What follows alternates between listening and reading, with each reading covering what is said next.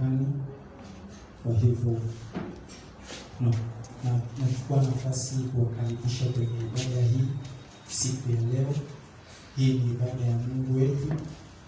Tumekusanyika hapa kwa ajili ya jina la Mungu wetu, na yeye yuko hapa katikati yetu ili kuweza kutuzungumzia, kuweza kututendea mema.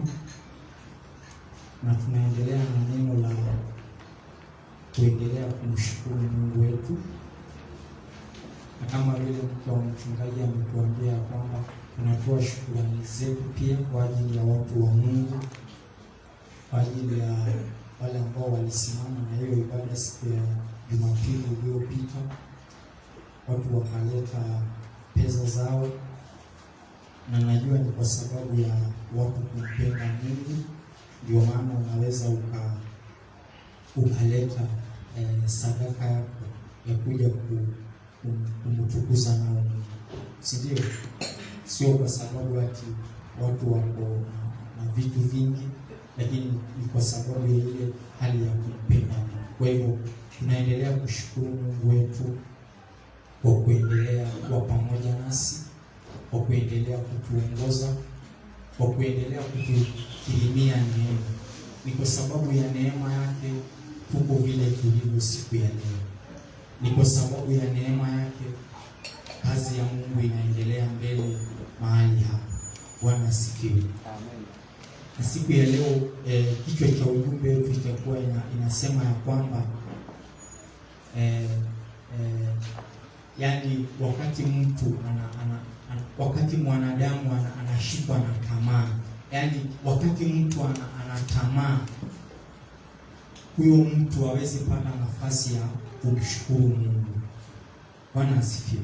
Amen. Yani mtu yeyote ambaye amemjua Mungu, ama hata wale watu ambao wako kule nje, wakati mtu anashikwa na tamaa, maana kuna watu huwa wana tamaa nyingi ya vitu, na sisemi ya kwamba ni vibaya mtu kutaka vitu, hapana. Lakini wakati ambapo mwanadamu anashikwa na tamaa, mtu mwenye tamaa ni mtu ambaye anatakaga vitu zote kwa wakati mmoja, na hakuna vile unaweza pata vitu zote kwa wakati mmoja. Mtu mwenye tamaa ni mtu ambaye anakimbia huku, anashika ile.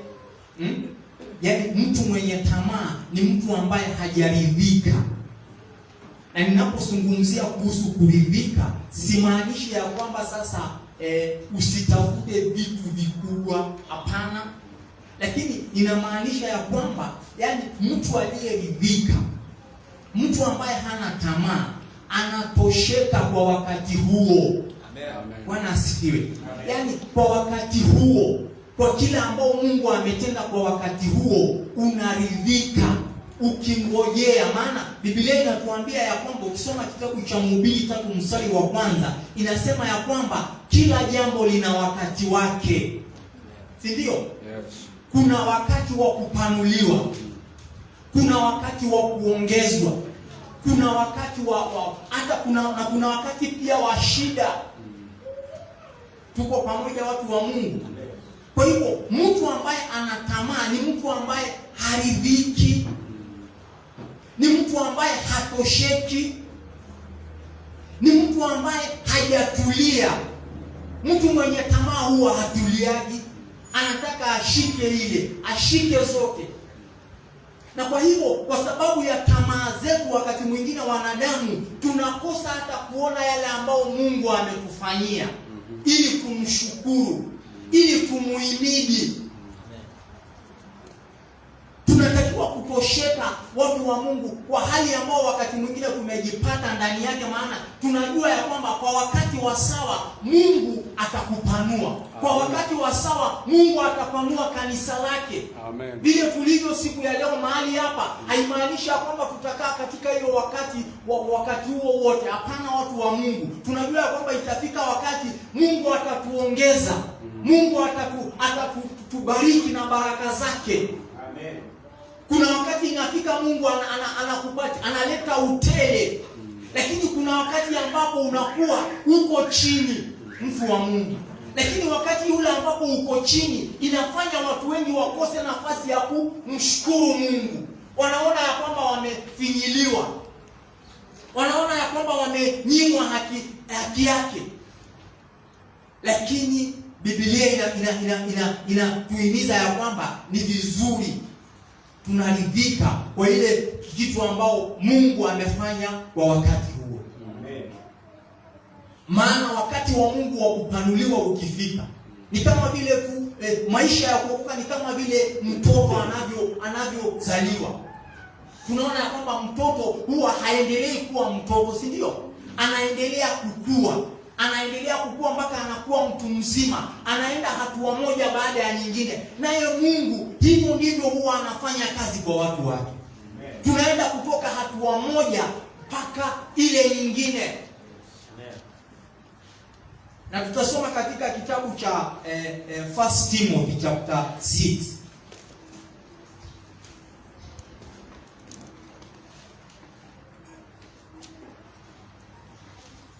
Kitabu cha Timotheo wa kwanza 6.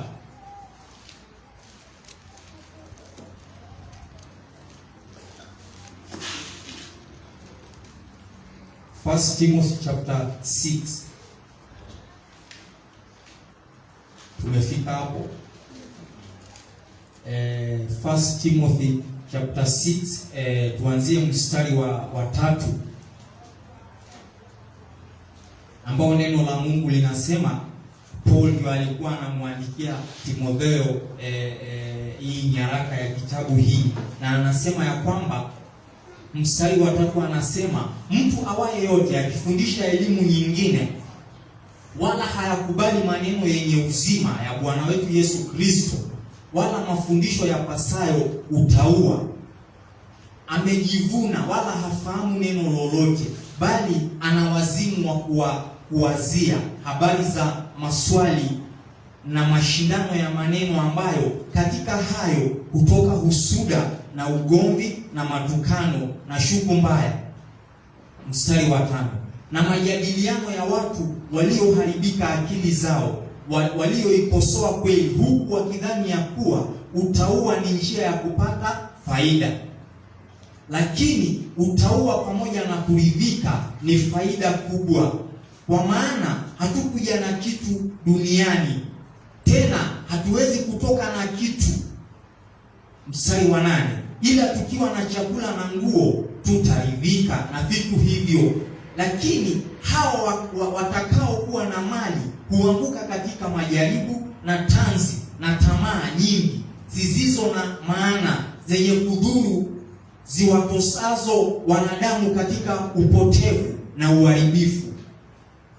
Maana shina moja la mabaya kila namna ni kupenda fedha, ambayo wengine hali wakiitamani hiyo wamefarakana na imani na kujichovya kwa maumivu mengi. Bali wewe mtu wa Mungu, uyakimbie mambo hayo, ukafuate haki, utauwa, imani, upendo, saburi na upole. Bwana atusaidie. Amen. Tunaona hapa maneno ambayo neno la Mungu linatufundisha. Na unajua neno la Mungu huwa limejitafsiri, watu wa Mungu. Unaposoma neno la Mungu ukiwa katika roho wa Mungu, unapata kuelewa yani ya kwamba ni nini Mungu anamaanisha. Na tumesema ya kwamba tunapozungumzia na hata ya kwamba hatupaswi kuwa na tamaa ili tusikose nafasi ile ya kumtukuza Mungu wetu. Nimesema ya kwamba haimaanishi ya kwamba tusitamani kuwa na vitu vizuri. Haimaanishi ya kwamba tusitamani ya kwamba tupate fedha ili tutoke katika aibu ambao wakati mwingine tunakuwa ndani yake. Hapana, watu wa Mungu. Lakini nimesema ya kwamba tunatakiwa kuridhika kwa wakati huo, kwa kila ambao Mungu ametufanyia kwa wakati huo. Maana hata nataka tujue ya kwamba wakati ambapo yani mtu anataka vitu vingi, mtu mwenye tamaa, Mtu ambaye huwa anatamaa wakati mwingine ni mtu ambaye hawezi kuridhika. Hata akipewa kile ambao anataka, bado ataendelea kushikwa na ile tamaa tu. Hata kuna kitabu cha Mhubiri, kusoma Mhubiri 5:10, anasema ya kwamba mtu ambaye anapenda vitu vingi, mtu anayependa utele, anayependa fedha, hawezi kushiba, hawezi kutosheka. Maana kuna watu ambao wanataka vitu vingi kwa wakati mmoja.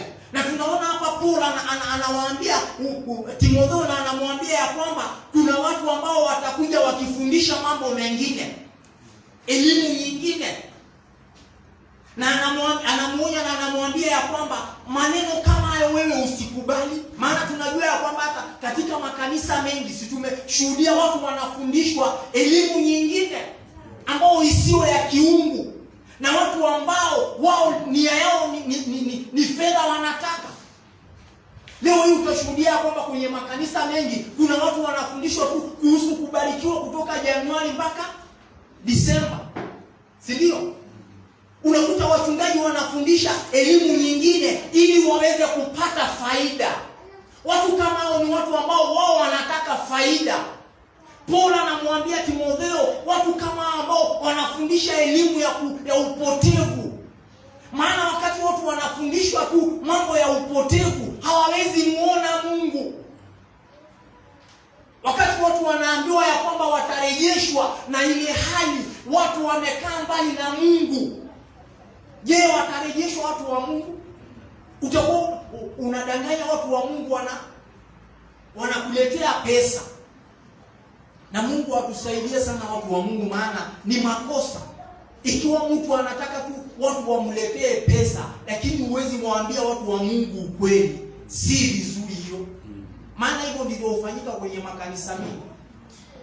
Niliwaambia Jumapili iliyopita, kuna wakati nilikuwa naambiwa na mzee rafiki yangu ya kwamba kulikuwa na mzee mmoja kanisani, yeye alikuwa na pesa, anatoa pesa, anatoa huku na kule. Lakini ni mtu ambaye anaishi katika dhambi. Anaishi katika uasherati. Lakini baadaye huyo mzee hata alipotoa pesa, anatoa pesa, lakini baadaye akaja akawa amekufa na akaondoka. Na nikawa nauliza huyo rafiki yangu kama kweli huyo mzee alimaliza safari kama hakutubu na alikuwa kanisani. Ni vibaya sana watu wa Mungu kama watu wakija kanisani wasifundishwe elimu ya Mungu. Amen. Watu wanatakiwa kanisani, si mahali mtu anatakiwa apotee. Na ukipotea kanisani ni makosa. Yes. Kanisani watu wanatakiwa wakikuja wafundishwe kuishi maisha ya utauwa. Amen. Maisha ya haki, maisha ya kuridhika. Maisha ya kumpendeza Mungu. Pesa haiwezi kuokoa mtu. Hizi sadaka mmeleta hapa si kitu mbele za Mungu hizi. Yeah. Mungu hana haja na hizi vitu. Hivi vitu vya hii dunia ambao ukiondoka duniani tunaacha wapi? Hii kitabu tunaacha wapi? Hapa. Si ndio? Kwa hivyo mtu wa Mungu anapokuja kanisani, watu wa Mungu wanatakiwa kuelekezwa katika njia nzuri ili mtu amuone Mungu. Amen. Pesa haiwezi okoa mtu yeyote. Utajiri na mali ya dunia hii, hiyo ni vitu ambao tunaacha hapa duniani tu, lakini mioyo yetu ndio inaenda kwa Mungu. Amen. Wapendwa wa Mungu. Paulo anamwambia Timotheo ya kwamba jihadhari na watu kama hawa. Na wewe kama mtu wa Mungu ambaye umeokoka, unatakiwa kujihadhari na watu kama hao. Ukienda kanisani ukute tu watu wanafundishwa mambo ya pesa, leta tu pesa, leta pesa. Wewe toka hapo kabisa. Wewe tafuta mahali ambapo utafundishwa neno la Mungu la kweli la kukupeleka mbinguni, uende ukamkute Mungu wako huko. Amen. Si ndio? Yes. Maana mwisho wa hii safari ambao tuko ni mbinguni. Yes. Mbingu ndio mwisho wa safari yetu. Lakini ili uingie kwenye hiyo mbingu, unatakiwa uwe umeokoka vizuri na umetembea na Mungu. Umeishi maisha inayompendeza Mungu. Maana unakuta watu leo hii siku kama ya leo, watu wamejaa kwenye makanisa. Lakini ni nini watu wa Mungu wanaenda kuambiwa? Paulo anamwambia huyu Timotheo ya kwamba epuka na watu kama hao. Bwana asifiwe. Amen. Na tunaona ya kwamba anawaambia watu kama hawa wamedhani ya kwamba wakati umekuja kwenye njia ya utauwa. Hawa watu wanaona ya kwamba hiyo ni njia ya kupata faida. Njia ya utauwa sio njia ya kupata tu faida peke yake, watu wa Mungu. Bwana asifiwe. Ijapokuwa ina faida njia ya utauwa, lakini ni baada ya kutembea na Mungu, baada ya kuishi maisha inayompendeza Mungu, ndio utapata faida. Si ndio? Watu kama hawa Paulo anawaambia kwamba wamedhani ya kwamba kuokoka, kuishi maisha ya haki, hiyo tu inaleta faida kwa wakati huu. Hapana. Anasema ya kwamba utauwa pamoja na kuridhika ni faida kubwa. Mstari wa 6, Paulo anamwambia Timotheo ya kwamba utauwa pamoja na kuridhika ni faida. Yaani mtu ambaye ameridhika, mtu ambaye ametulia, ametosheka, huyo anapata nafasi ya kumuhimidi Mungu na kumwambia Mungu asante kwa sababu ya hii ambayo umetenda. Kwa sababu niwaulize, kwani Mungu hajafanya kitu? Watu wa Mungu, hata kama leo hii kanisa tuko vile tulivyo, hatuko wengi labda. Unajua sisi wachungaji tunatakaga umati. Tunataka watu wengi. Hivyo ndivyo wachungaji wote wako. Lakini je, watu wa Mungu, hata kama tuko katika uchache wetu, Mungu hakufanya jambo? Mungu si amefanya jambo? Na kwa hivyo, kwa sababu amefanya jambo, tunatakiwa kumshukuru kwa hiyo jambo ambayo amefanya kwa wakati huo. Amen. Tukingojea makubwa iko njiani kuja, lakini ili makubwa ifanyike, Mungu anaangalia utauwa. Yes. Mungu anaangalia watu ambao wanaishi maisha ya kumcha Mungu. Amen. Ndio makubwa ije. Amen. Ndio upate utele. Bwana atusaidie. Amen. Mungu wetu anafanya watu wa Mungu. Lakini leo hii watu wengi kwa sababu ya kutamani, mtu ana tamaa nyingi, na ndio maana hata ikifika mwezi kama huu, si umefanya kazi kutoka Januari mpaka Disemba, ikifika hii wakati wa Christmas, pumzika. Hata utafute muda ukae na watoto wako, mule ile kitu ambao Mungu amewapa, na mumwambie Mungu asante. Kwa sababu hata wakati tunakimbizana na vitu, hiyo vitu kwani itakufikisha watu wa Mungu. Maana nataka tujue ya kwamba tamaa mbaya, Paulo anasema ya kwamba watu ambao wana tamaa, anamwambia Paulo ni Timotheo ya kwamba kwa maana kwenye hii dunia hatukuja na kitu, tena hatuwezi toka na kitu kwenye hii dunia. Tunashuhudia watu wanaacha pesa nyingi ambao wametafuta na tamaa. Wengine wanaiba. Na ndio maana hata tuna shida kwenye hizi nchi zetu za Afrika.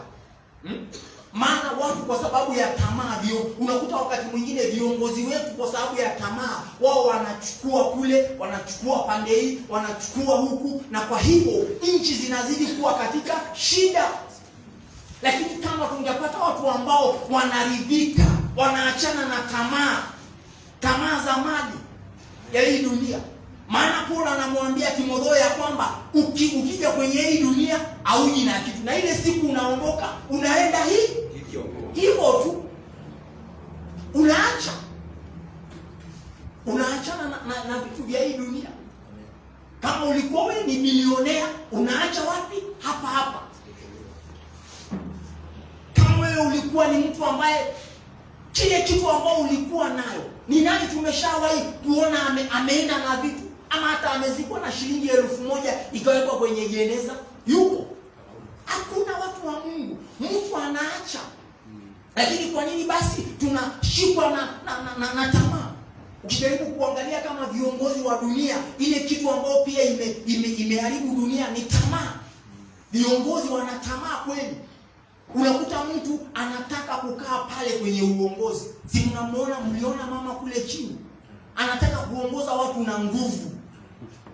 Kwani nani alisema lazima uongoze watu?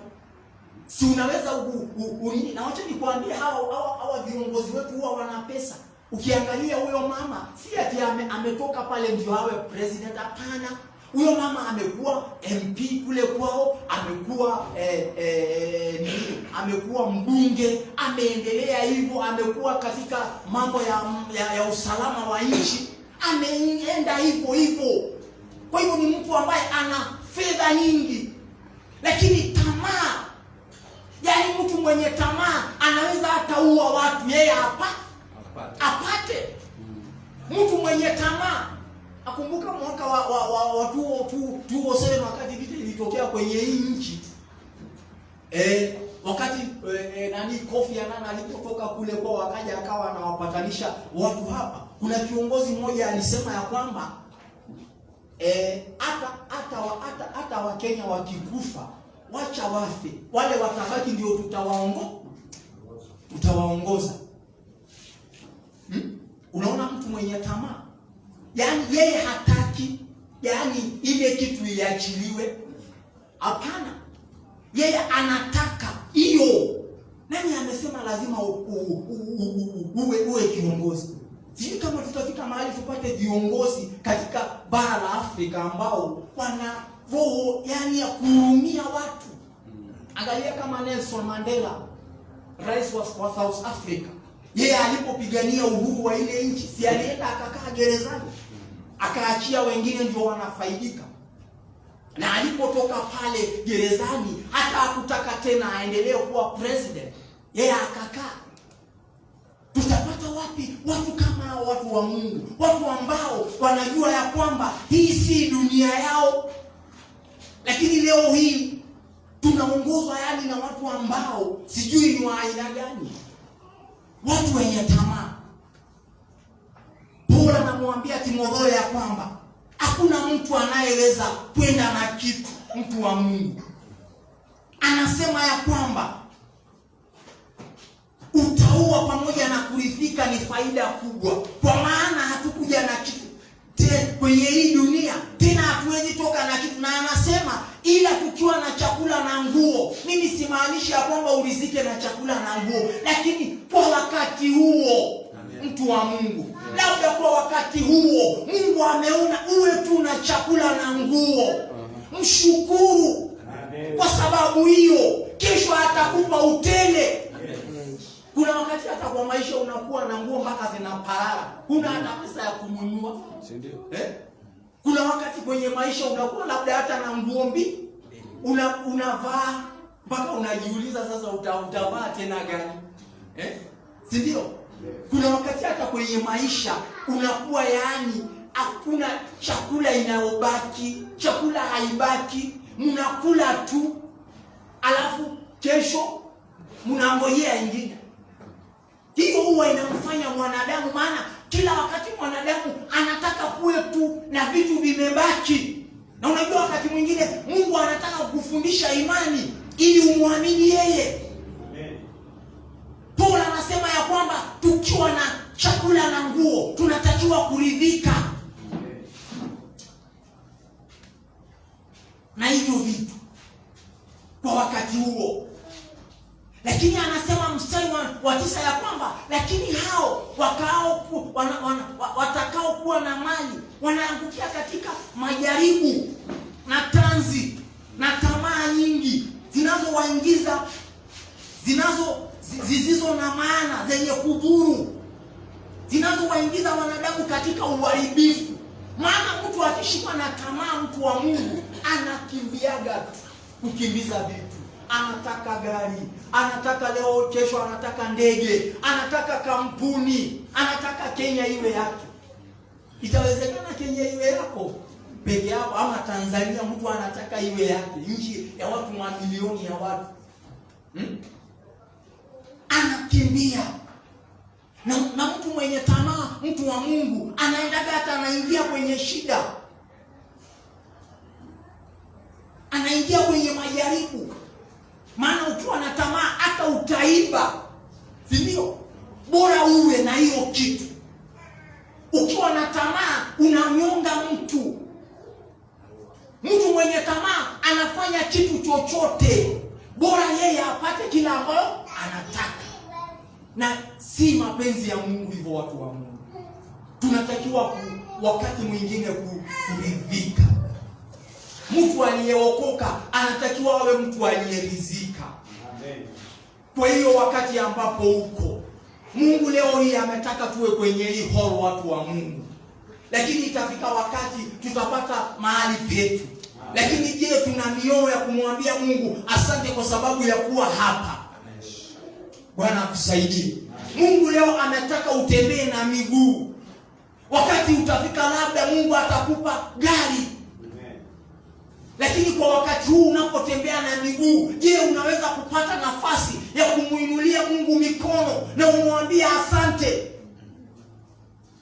Maana mtu ambaye anaweza shukuru Mungu kwa wakati huo, kwa ile majira ambayo yuko, hata Mungu akiingiza kwenye majira mengine bado atamshukuru. Amen.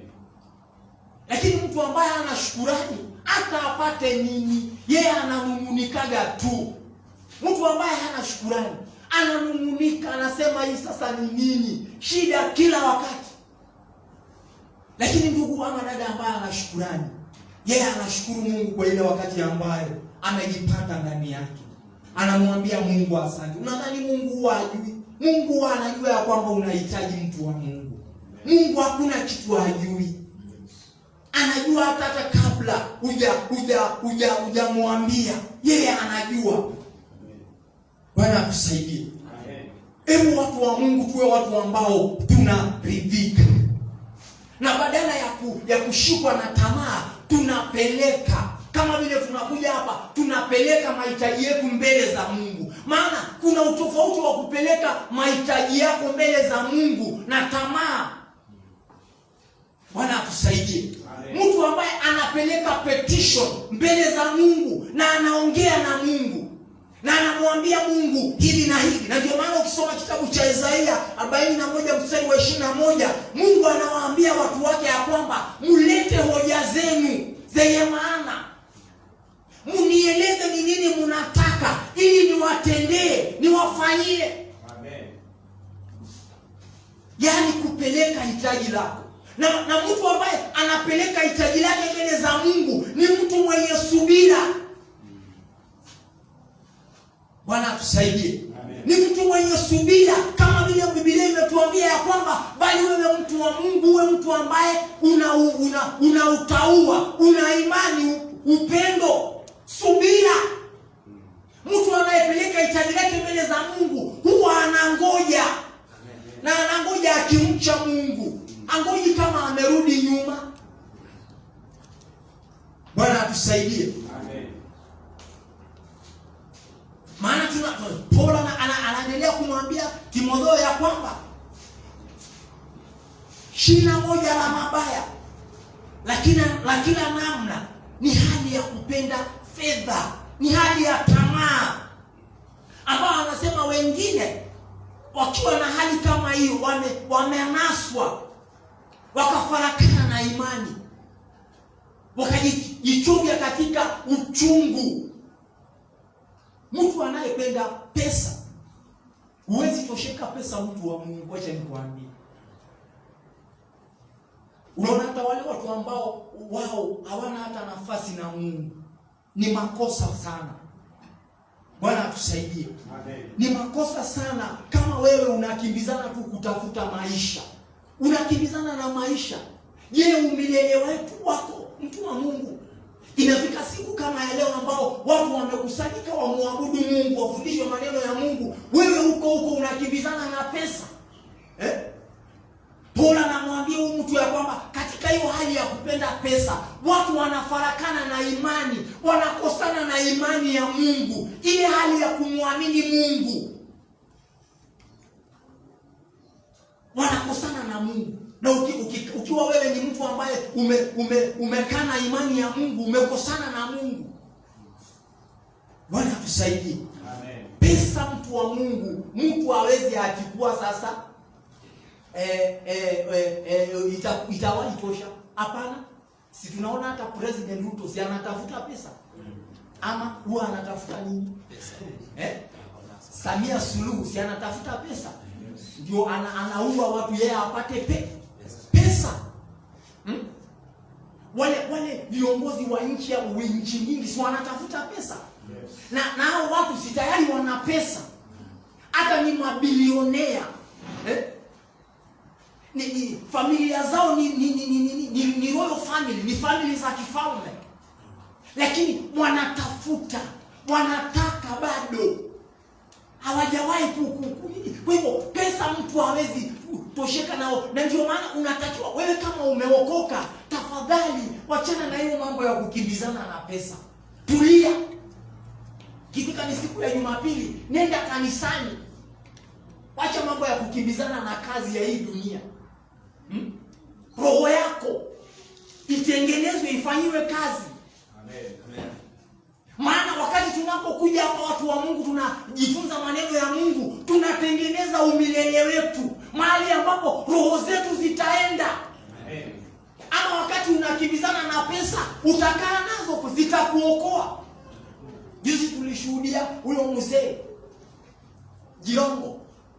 Si huyo mzee ni bilionea? Ilikuwa namsikia zile nyakati za Moi, alikuwa mtu mwenye fedha na dhahabu, lakini pesa zilimuokoa. Si ndio? Haingeweza. Zinaona alikuwa kwenye Mercedes, gari la ambapo ni ya mamilioni ya pesa, labda hiyo ni gari ya 10 million, alikuwa ndani. Lakini hiyo haikuweza kumuokoa watu wa Mungu.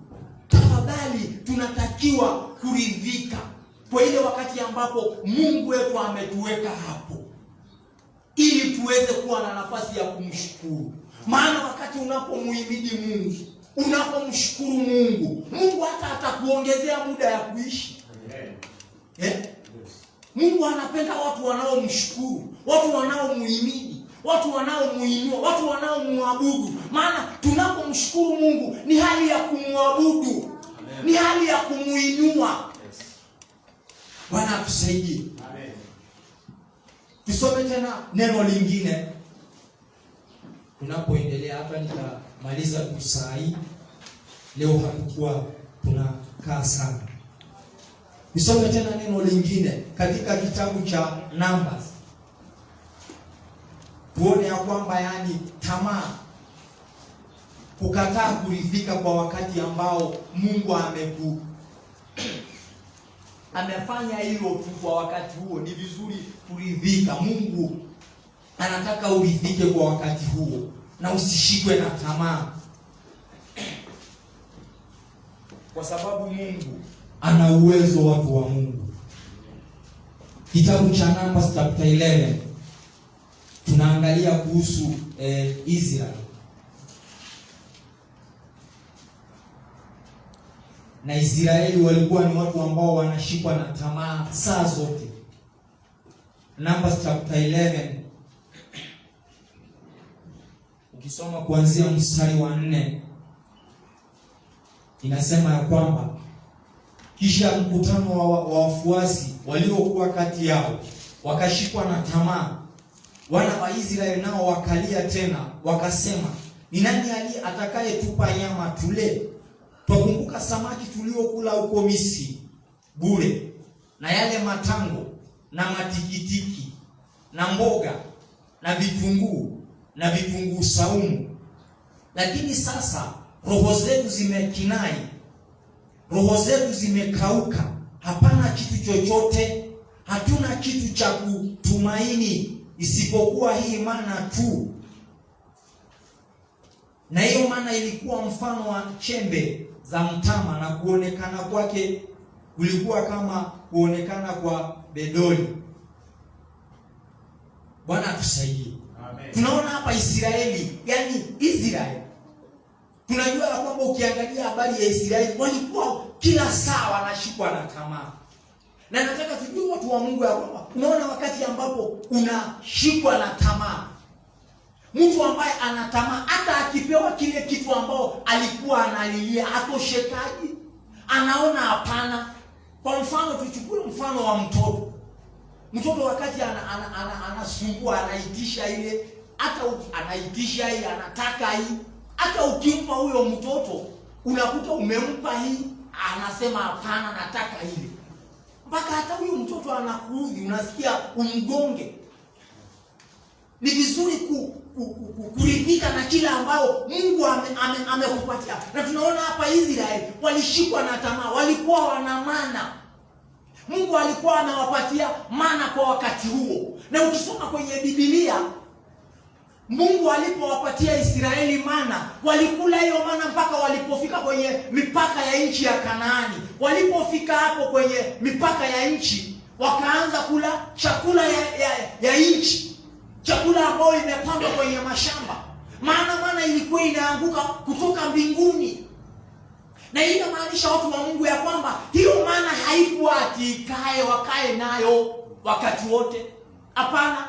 Ilikuwa tu ni kitu ya muda kwa wakati huo. Bwana asifiwe. Lakini Israeli alikuwa anashikwa na tamaa. Tamaa ikashika Israeli, akawa ananung'unika. Anauliza Musa, ni kitu gani sasa, nani atakayetupa nyama? Walikuwa wanataka nyama. Walikuwa wanataka ile vitunguu saumu. Walikuwa wanataka otamelo.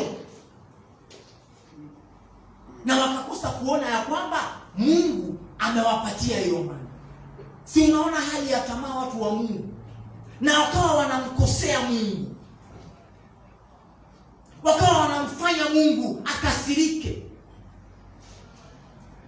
Na unajua mtu ambaye anashikwa na roho ya tamaa, anafikaga mahali hata anaona wale watu wako karibu na yeye, wao ndio wanamfanya labda asipate ile kitu ambayo anataka. Maana tunaona ya kwamba Israeli alikuwa akishikwa na tamaa, wanataka kupiga Musa. Wanamwambia Musa, hapana, wewe ndiye umetutoa, umetuleta hapa. Hawa watu hata hawakuwa na shukrani. Mungu amewatoa Misri kwa nchi ya utumwa, lakini wao wanamuuliza, kwa nini umetutoa huko? Si tulikuwa tunakula huko? Walikuwa tunatakiwa kushukuru Mungu hata kwa ajili ya kutuokoa watu wa Mungu. Bwana asifiwe. Amen. Wakati mwingi nikijaribu kuangalia vile Mungu ameniokoa, nikiangalia watu wengine, hata nikienda nyumbani, si ni vizuri kuangalia? Si ndio? Ni vizuri hata ukienda kwenu kule kijijini, kule bara, angalia, tembea, angalia watu wale ulikuwa na wao. Ndio utapata sababu ya kushukuru Mungu. Sasa huwa nikienda huko natembea, naangalia wale vijana ambao tulikuwa pamoja.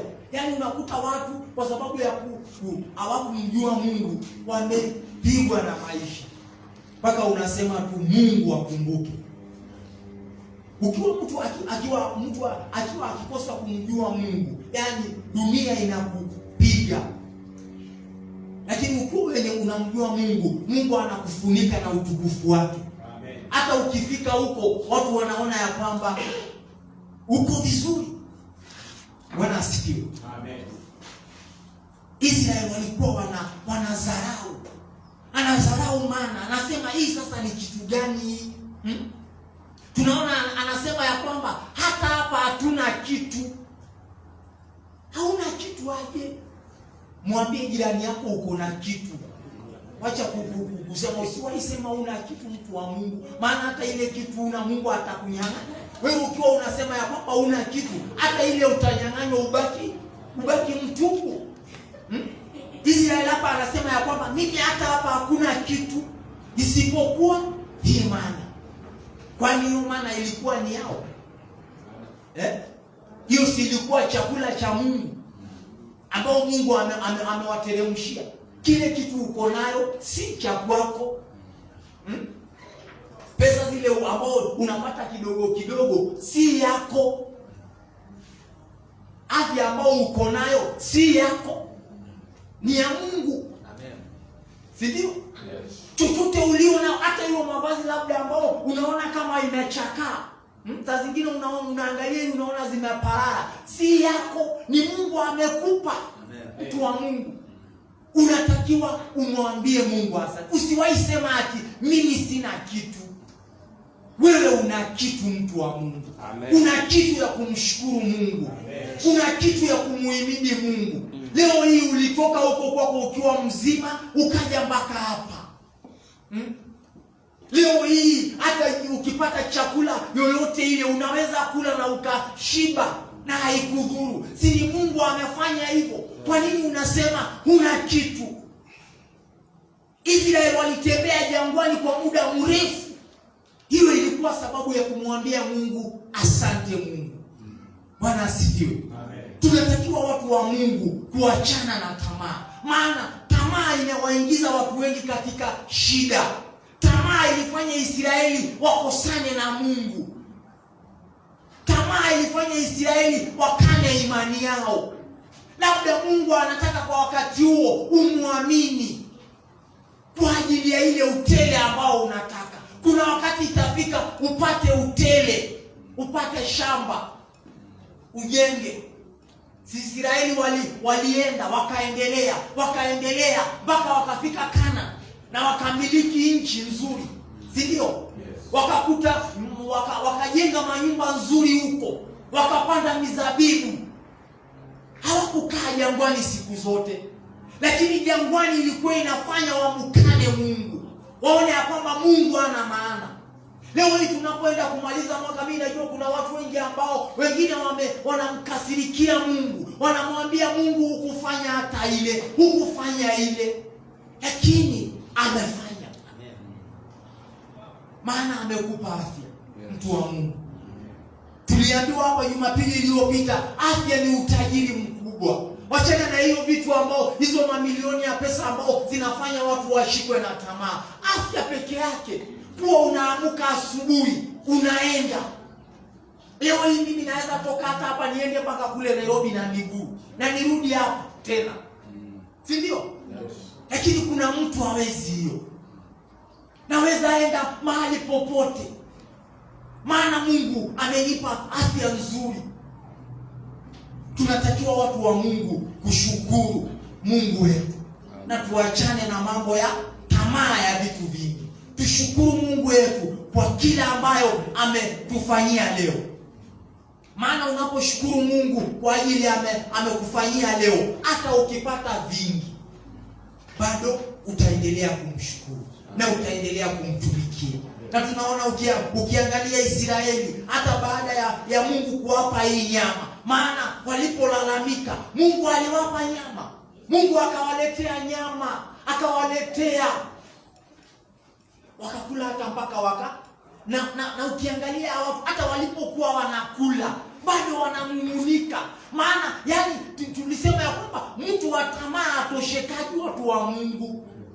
Yani hata akipata ile, anapokula bado anasema hata hapana, nataka ile. Unaona hiyo? Israeli anakula nyama. Maana ukisoma hiyo kitabu cha mstari wa 33, Numbers chapter 11, mstari wa 33 inasema ya kwamba, inasema kisha hapo hiyo nyama ilipokuwa ingali kati ya meno yao, hawajatafuna bado, hasira za Bwana ziliwaka juu ya watu. Bwana akawapiga watu wapigo kuu mno. Je, ni kwa nini Bwana anawapiga hawa watu? Yaani ile nyama ambao wameitisha katika tamaa, ilipokuwa kwenye mdomo wanakula, bado wanamumunika, bado wanalia, na Mungu akakasirika. Maana unaona hata ukiwa wewe ni mzazi, yaani uko na mtoto hapo, kazi yake ni kusumbua, unakasirikaga za nyingine, unamchapa, si ndio? Unamchapa, unamwambia lazima unyamaze na kula hiyo chakula umalize ambao nimekupa, kabla hujaitisha nyingine. Si ndio? Yes. Wakati mwingine mzazi anakasirika kwa sababu ya mtoto. Kwa hivyo Mungu kwa sababu alikuwa baba wa hawa watu, Mungu ilifika mahali akakasirika. Anaona watu wanakula lakini bado wananung'unika tu, wanataka bado. Sijui walikuwa wanataka nini. Tamaa ni mbaya, watu wa Mungu. Kwa hivyo Mungu alipokasirika akaleta pigo, akawapiga watu pigo, na watu wakafa. Na wengine wakazikwa. Lakini je, kama watu walikuwa ni watu kweli wana shukrani, kuna mtu angekufa? Bwana asifiwe. Israeli kama alikuwa kweli hakuwa anashikwa na tamaa, yeye alikuwa tu ni mtu ambaye anamwambia Mungu asante kwa hii maana umetupatia Mungu. Kwa wakati huu tunajua itafika mahali utatupatia nyama, Mungu wetu. Na acha nikwambie, chakula cha Mungu hakiwezi kugo. Unaona hii maana Biblia inasema ya kwamba ilikuwa tamu kama mandazi. Kama ile mandazi yetu inalitupikia siku ile nyingine. Biblia inasema ya kwamba hii maana ilikuwa ni kitu tamu kama asali kwenye midomo yao. Lakini Israeli haoni hata hiyo. Tamaa ni mbaya, watu wa Mungu. Bwana asifiwe. Watu wenye tamaa hawana muda wa kushukuru Mungu. Lakini mtu ambaye anaridhika, Mungu anatuita siku ya leo ya kwamba wacha turidhike, watu wa Mungu. Wacha tuposhane. Asifiwe. Shukuru Mungu kwa kila ambayo amekupatia leo. Wacha tupate kuomba kwa ajili ya neno la Mungu. Nataka umwambie Mungu akusaidie. Umwambie Mungu akupe neema yake. Urizike kwa wakati ambao amekuweka hapo, mtu wa Mungu. Urizike kwa yale ambayo amefanya. Maana Mungu wetu yeye hajapungukiwa. Mioyo yetu ina shukrani kwako Kristo Yesu.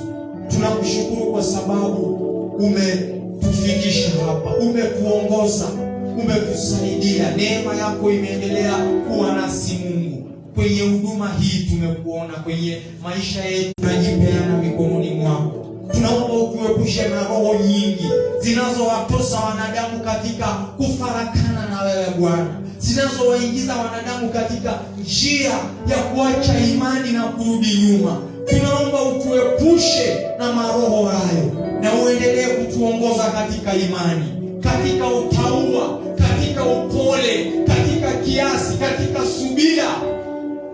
Maana hiyo ndio neno lako limetuambia. Tusaidie Mungu, tunapoendelea kukungojea kwenye huduma hii.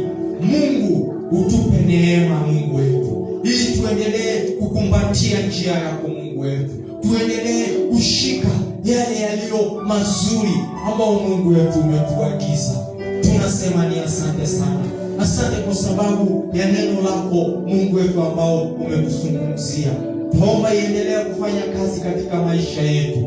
Tuendelee kukuangalia na kutazamia wewe Bwana. Watu wako hawa na wakabidhi kwenye mikono yako. Tunakushukuru kwa mwaka mzima umetulinda. Tunakushukuru kwa miaka 9 ya huduma hii Mungu, ambayo umekuwa pamoja nasi. Tunakushukuru kwa kuwa pamoja nasi tangu tulipokuja kwenye dunia hii. Ni wewe Mungu umetulinda. Ni wewe Mungu umetuhifadhi. Kama si wewe uliyekuwa pamoja nasi, tungekuwa hatupo, lakini umetusaidia. Tunasema ni asante. Pokea sifa za mioyo yetu Bwana. Asante, maana tunajua wakati unakuja tutakuwa na utele, tutaongezeka, tutapanuka, tutaongezeka na kujaa mahali hapa. Wakati unakuja tutapata mahali petu Bwana. Wakati unakuja Mungu wetu tutakuwa na mambo mazuri. Wakati utakuja kutakuwa na manifestation ya nguvu zako katikati yetu. Maana Mungu, wewe utatenda hayo kwa ajili ya utukufu wa jina lako.